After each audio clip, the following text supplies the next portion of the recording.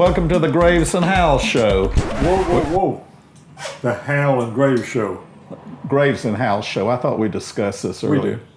We did. Yes, okay, Graves Hal Show. Graves Hal Show. Graves Hal Show. We're here to show you 5 of our favorite spots here at Patriots Point.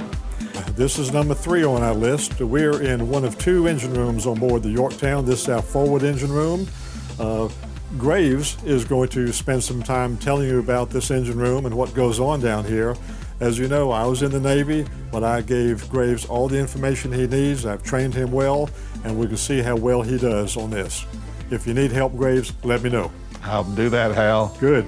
All right, as Hal said, we're in the number 1 engine room, the forward engine room, and we're standing at the number 1 engine.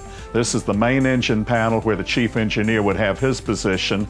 The chief engineer is responsible for all 8 boilers and all 4 engines, and he has instrumentation here so that he can monitor how all 4 engines and the 8 boilers are doing.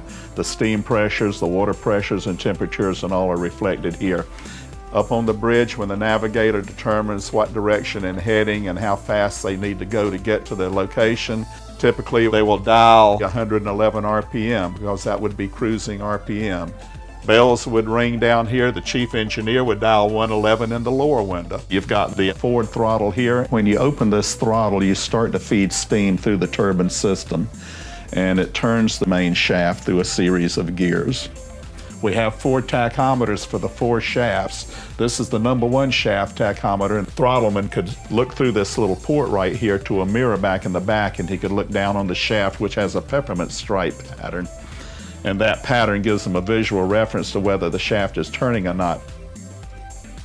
The top 5 things to see continues on the next Hal and Graves Show. Graves and Hal Show. Here at Patriots Point.